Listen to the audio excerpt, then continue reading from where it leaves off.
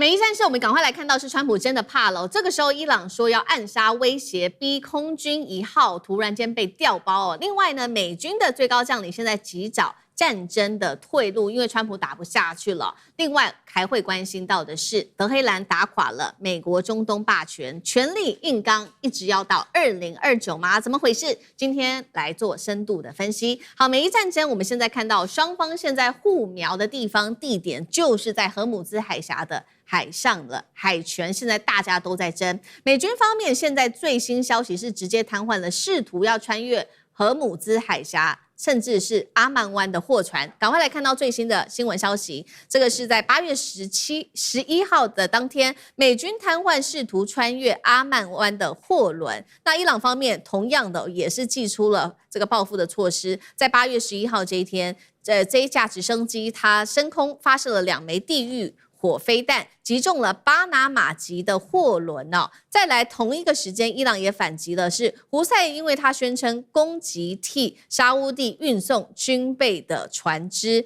也門的交通部最新也說了，一艘埃及的貨輪在曼德海峽這邊遇襲，這2波攻擊一共是造成了4名伊朗的船員，還有2名救援的人員因此死亡。好，其實呢，真正震撼的消息還不只是商船被炸，而是川普自己差點也成為伊朗所锁定的目標了。我們要趕快來看到是《華爾街日報》的最新揭露，7月份大家還記得嗎？當時伊朗他去前往了土耳其參加這一場北約峰會期間，結果呢，他突然間在峰會期間收到了一個最新的情報。這個情報的意思就是說呢，伊朗方面可能會用肩射飛彈來攻擊川普他的飛機哦，所以呢，白宮就趕快緊急換了一個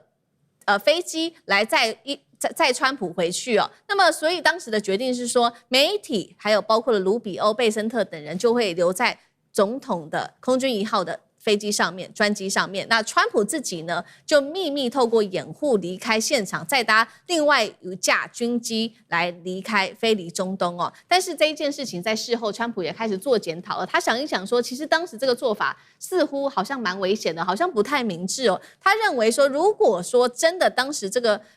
被伊朗發覺美國有偷偷換包的話，或許它會更危險，因為它這一架秘密的飛機，它沒有空軍1號完整的防禦、跟通訊、跟護航體系啊等等。所以今天節目一開始先請教幹哥怎麼看了？川普遭到伊朗的飛彈暗殺的威脅哦，可能差一點就要發生了，包括他住宿的樓層、飛行的路線都可能被掌握。最後雖然說換了飛機，但是不是其實當時反而讓川普陷入更危險的一個絕境呢？幹哥怎麼看？好，川普是得了便宜還賣乖。我要跟各位講一下哈，美國總統他在出行的時候，只要是涉外的訪問的話，他不是只有一架空軍1號跟着走而已，他有整套的設備跟人員器材都必須要跟着走。那所以說這一次他在土耳其，事情發生在7月8號晚上的10點20分，我們來還原現場。當時他在峰會裡面接到幕僚告訴他有很重大的訊息，所以他老實講一句，他有點提前就離開了峰會現場，而且呢，這次他坐上了空軍1號，是我現在特別強調，是舊的藍白相間那一架空軍1號，不是卡達送給他那一架那個紅白黑的那一架新的，因為那架新的還沒有做好，所以他家還沒有改裝好。所以他還是做那個藍白相間的舊的叫 VC-25B 空軍1號，他從這個就是說第一個艙門上去，這是慣例，大家都看到，媒體都拍照，對不對？結果他從對面那個門，他就走下飛機了，沒有人知道。走下飛機以後，馬上由秘情局 Secret Service 的人員12個人馬上把他包起來，然後坐上一部什麼車，你知道嗎？餐飲服務車，專門載吃的喝的用的餐飲服務車。一個大總統被塞進餐飲服務車，趕快開始，那個車開得真快，為什麼？繞到機場，跑到另外一頭去坐上另外一架飛機，叫 C-32。好 ，C-32是誰坐的飛機？是副總統坐的飛機。美國總統跟副總統都有規定，不能坐在同一架飛機上。雖然不是硬性規定，但一般而言，總統的幕僚跟資源這些保鏢等等，要自己坐一架。副總統是坐另外一架，是 C-32，由比較小的波音757改裝而來的，就趕快被保鏢簇擁着坐上 C-32，然後呢就飛上了天，最後降落在英国的空軍基地。可是降落在英國空軍基地之後呢，川普還是從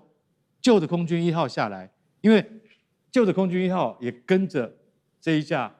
那個 C-32啊，有所謂的空軍2號啦。空軍1號跟着空軍2號也幾分鐘之後馬上就降落，然後大家都還不知道，因為降落，貝森特跟那個盧特尼克啊，他們就說，哎，奇怪，總統呢沒跟我們坐同一架飛機啊？哎，不對啊，總統怎麼會從我們的飛機上，他又從後面那個門上來，再從前面那個門下去，整個細節我都搞清楚了。為什麼？他要讓媒體看到我從這裡下來，一直到前幾天他才承認我金蟬脫殼，演了一出戲給大家看。你知道為什麼嗎？因為當時密情局接到了可靠的情報，伊朗已經派有特工人員要在土耳其的峰會現場要使用肩射飛彈對付川普，所以這個情報非常準確，所以他們馬上密情局就採取行動。其實這邊要特別強調，就是說美國總統的人身安全啊，他們在確定情報可靠的時候，他是不管任何阻礙，他都一定要貫徹到底，而且知道的人絕對不會超過3個，然後這3個裡面不包括總統本身，所以這個情報非常非常正確，就是說可信度很高。當然到最後，總統的空軍1號並沒有受到攻擊，這中間到底是什麼樣的情報角力以及間諜行為？說句實在話，將來可以被拍成電影。不過以我們的角度來看，川普受到了生命威脅是真的，而且他是受到了來自伊朗的正面威脅，所以才会有今天会有这件事情被披露。所以川普到最後說：“哎呀，這個飛機，那萬一真的被攻擊的話，那個空軍2號 C-32根本沒有什麼任何防禦設備啊，沒有錯。但如果伊朗連你做空軍2號都能查得出來的話，那你早就沒命了。”是好，所以現在也可以看得出來，伊朗他現在掌握了非常多有關於美國，不管是在軍事上面，或者是總統他的相關去蹤的情報哦。那另外一方面，接下來川普又有什麼方法可以對付伊朗呢？在現在川普急着要停止這場戰爭之下，他也祭出了3個方法，但是有沒有效是另外一回事。我們來看到3個，第一個他說，那我們就繼續盯着伊朗，看他的經濟到底還能夠撐多久。第二件事情就是打擊伊朗，實施更嚴厲的軍事打擊。第3個就是呢，再繼續經濟施壓，用封鎖制裁的金融工具逼伊朗低頭。其實現在看起來，美國已經沒有太多的招數了，尤其是美方的軍方高層都已經開始鬆動，對於整場戰事來說都非常的沒有信心。CNN 特別披露的這一位是美國的參謀首長聯席會議主席凱恩了，他已經私底下向川普高級顧問提出警告說，美國啊，我們現在必須要趕快找出一條能夠離開這一場美伊戰事的退場機制，就是因為現在包括了許多的軍事武器都已經不夠用了。好，我們來看到 CG 有哪一些呢？包括了現在已經見底的精準打擊飛彈 PRSN， 還有戰術飛彈ATACMS， 戰斧巡弋飛彈的庫存也已經不到一半了，愛國者剩下 35%， 薩德也不足 62%。五角大廈現在在說的就是說，我們要趕快大幅提升這一些長程武器的採購，還包括了這些關鍵的攔截武器，像是PAC-3、MSE 等等部分的武器規模、採購規模，他們甚至預期比目標現在目前需要的還達到多了10倍。張正老師怎麼看？這樣子就有辦法繼續跟伊朗耗下去嗎？雖然他們想了很多的方式，然後希望去擴大這個就是飛彈的補給跟擴大生產線，但是呢，遠水啊，這個救不了近火。這個他目前啊，就好像是碰到這個所謂顧徹之腹啊。就是富與困啊，顧徹，這個富與困何徹？難帶西江水。所以在這個情形之下，就是說，剛才聽說他們3個策略，你聽起來有沒有像程咬金的3斧頭啊？他要是能夠有本事的話，他老早就解決這個問題。所以在這個情形之下，我覺得他這個剛開始的時候啊，沒有真正的完整的策略，就盲目，所以主帥不可那個怒而興師，你沒有想清楚，你就這個就開始動手。所以我就講說，我們今天在這個台灣社會，經常有人講說，我們面對兩岸衝突，我們應該想好這個退場，就是說我們要想好這個所謂終戰之道。然後終戰之道就馬上被人扣帽子，你是投降主義如何如何？你看吧，沒有終戰之道。美國打阿富汗、打伊拉克打得滿頭包，現在打伊朗又打得滿頭包。所以你要知道，你不知道到哪兒下車，你就不要隨便亂上車。這就是標準的情形。好，那如果這樣下去看的話，這一場長期的消耗戰到底會打到什麼時候呢？其實伊朗現在已經設定了一個目標，他說他可以打到2029。我們來看一下細節，這是來自於《華爾街日報》最新的披露。他說呢，川普最近幾週已經私底下向幾位高層幕僚表示說，他覺得他是不是要認輸了呢？只要伊朗願意全面重啟荷姆茲海峽，即使呢沒有完成核協議，那也就算了吧。我們甚至願意就這樣子結束戰爭，並且宣布勝利。那德黑蘭呢，看到即使是川普提出了這樣的條件，他也沒有要讓步的意思，他的條件越開越硬。這當中還包括了他說，美國必須要解除對於伊朗的制裁，還有呢海上封鎖，還有釋出你凍結的資產，退出相關部署，討論戰爭賠償等等，甚至呢，伊朗是不是他真的已經準備好要長期戰了呢？因為他最近一口氣調整了6名強硬派高階軍事將領，似乎就是要做長期的軍事對抗。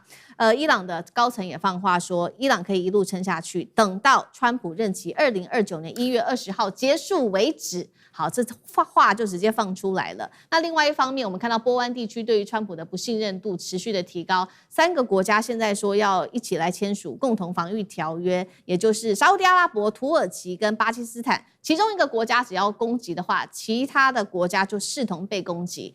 像這個怎麼看？是伊朗看起來是要繼續的撐下去，打到2029，打到這個川普的任期結束為止嗎？好，首先我們看川普，川普現在怎麼看他呢？我是這麼看的。首先你要看到還有幾個大頭痛，那大頭痛底下有很多無數個小頭痛。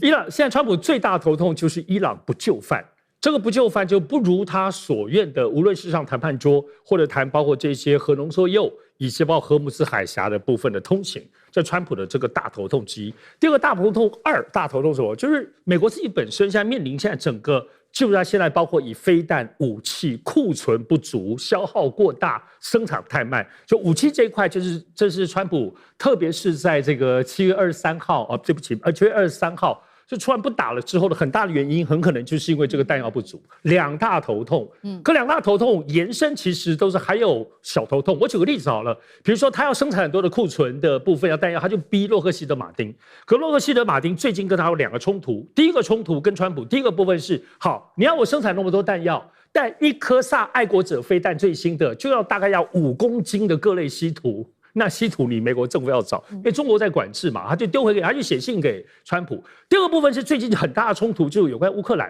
因為現在川普有點想讓烏克蘭自己在他們的境內生產薩德跟愛國者飛彈的，特別是愛國者飛彈。對，就他們其實洛克希德馬上去對接之後，回來之後非常非常生氣，因為澤連斯基說哦。怎麼會那麼貴呀？然後可能我們這邊做一台只要1/8甚至1/10的錢就夠了，就立刻把美國軍工業的很多的這個底庫撕開。這些大小頭痛其實都是圍繞着現在有關於美伊戰爭這個後續，但是我們還是覺得川普現在各方面軍力的調度，所有的一切準備，包括這些忍讓，仍然都是準備一場終極的對伊朗的打仗，這個應該還是沒有消失啦，還是在繼續。所以我們現在回過頭來要看伊朗最近在幹嘛。其實剛剛思明講到很大的關鍵，伊朗其實雖然並沒有變來變去，可是要觀察伊朗情勢，就是要看他的人事轉變。在這一波的人事當中，最重要的要看誰，就是雷扎伊。他剛剛接任了這個伊朗的國家最高委員會的國安委員會的秘書，意思他就是穆吉塔巴現在賦予他，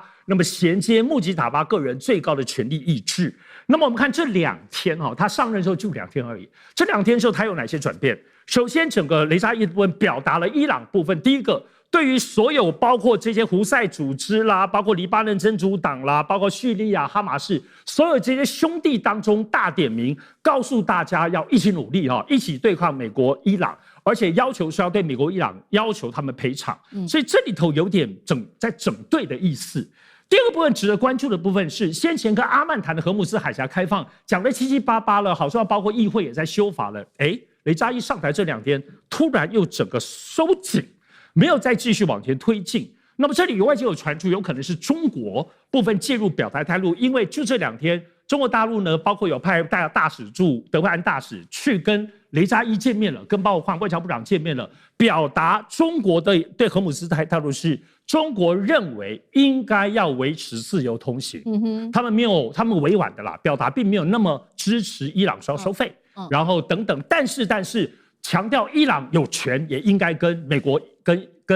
跟這個以色列的部分要求損失。所以這個態度我們看到是伊朗好像有聽進去。所以這就使得要講呢，就剛剛提到的，現在我們知道呢，整個伊朗的整個波灣的部分的狀況，剛剛提到的這個沙特、土耳其的跟巴基斯坦這個結盟，它背後什麼？它是遜尼派。我們要知道，伊朗本身在絕大部分是什葉派，感覺起來美國最近不是沒動作，它有點讓沙特火大之後，要把整個波灣地區的遜尼派集結起來，變成遜尼派跟什葉派的對抗。所以這個部分要破這個局，看起來伊朗有收攝回來，在荷姆斯海峽收費就稍微收緩。那麼我覺得中國在意的是，如果你變成是穆斯林，你自己打仗，美國隔山觀虎鬥，整個伊朗可能就跳脫了這次的棋局了。所以在這一次當中，我們看到伊朗有一點點在人事變動就有點修正，因此這個大戰略有沒有可能破了現在美國正在盤算讓你們穆斯林波灣國家自己互打的這件事情？那麼真的被破局了呢？而後面川普會不會繼續頭痛其他他自己跟接下來的其中選舉，還是值得觀察一下。好，謝謝尚志哥。那我們休息一下，馬上回來。觀眾朋友們，我們要開會員頻道啦！因應呢美中、中東還有印太的亂局，你看到的是新聞，我們看到的是背後誰在操控這個世界。加入會員可以取得獨家視角的通行證，你將優先取得更深的觀點判讀，包括了核心真相分析、歷史脈絡拆解、局勢推演邏輯。同時解鎖會員勳章、優先互動權、問題解析、幕後花絮，支持我們制作高品質的影片。點擊下方的加入鍵，一起成為戰友吧！我們會員頻道見。